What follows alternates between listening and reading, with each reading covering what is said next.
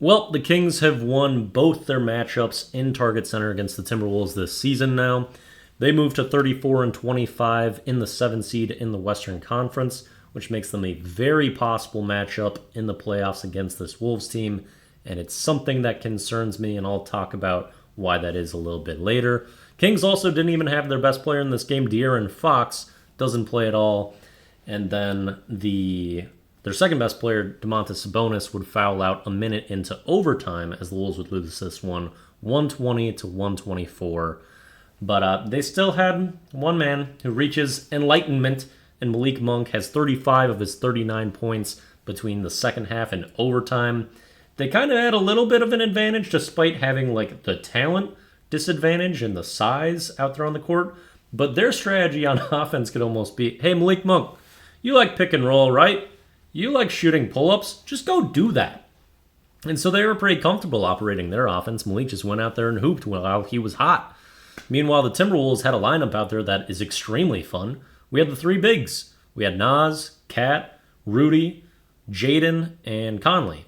Because Anthony Edwards would only play in the first half of this game. Pretty forgettable, not good one out of him. And I believe he was leaving to check on the birth of his child, so hopefully all goes well with that. Congratulations to Anthony Edwards. Our three big lineup was good, but it was still funky and not operating optimally. And it's not something we go to a lot, so they're kind of figuring things out on the fly.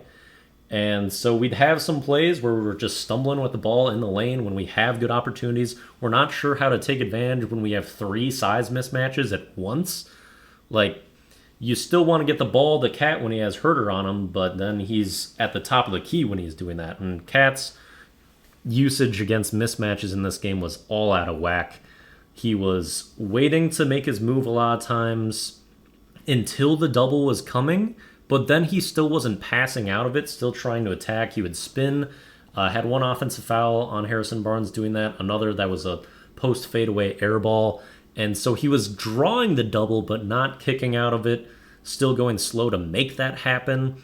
And then a lot of his catches were at the three-point line when it was always size that was his mismatch. So it was just all backwards and not fun to watch with Cat and his usage. And he was pretty poor tonight, turning the ball over as well. And bit of a liability on the defensive end for this game in particular. And even though we had that three big lineup, we were still giving up offensive rebounds.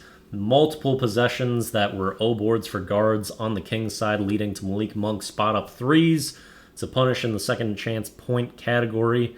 And we would get out rebounded by 6. We would have 5 more turnovers than the Kings, 15 less shots, and a 19-0 disadvantage in fast break points. And I hate that because it's like we don't get the offensive rebounds, we don't go for them a ton, and we still don't get out and move.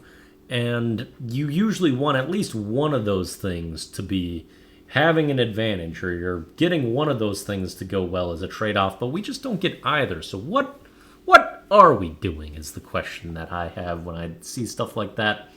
And it gets pretty frustrating, especially with all the athletes that we have out on this team.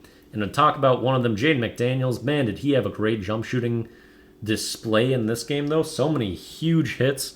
He just gets a moment of opening and just able to drill those 5 threes in this one, 5 for 7. His buckets were enormous. Mike Conley, you can't always lean on to give you the scoring punch that you would like. He was really great in the first half with some really extended layups, floaters, finishes, where he's just holding the ball in pick and roll longer than he typically does, realizes that they're not going to fully commit to him, and has some great finishes, but didn't have the same punch in the second half. We fought. It still wasn't clean, but we had a chance, and it feels like that's how most of the games are with this Wolves team right now.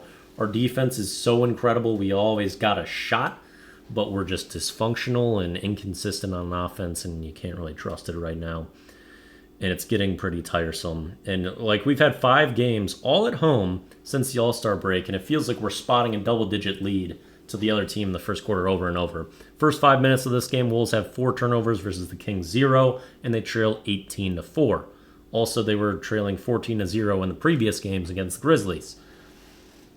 That's not the way to get the home crowd energized. It's hasn't been too fun to watch this team lately. I don't like this Kings matchup for us in the playoffs at all. Like I said, they just came into our building twice and beat us. They didn't even have De'Aaron Fox, which is my biggest concern with that team, with his speed, how he handles pick and roll, how he just drills jumpers. And Jaden was not able to stop him when they played. He hasn't been able to stop Monk. And I think that that's disastrous, them bringing up our bigs and attacking with speed. Plus, Sabonis does not care about Gobert's defense at all, and he dominates every time that we play. So I don't want to see these Kings. I mean, there's a lot of good teams in the West. There's really no good matchups, but I don't like them. That was a discouraging game, but we had some things going against us. They had some things going against them. When we had the lead in overtime with Sabonis fouling out, you really hope we close that out, but Malik Monk nose pull up. So, damn. That's it.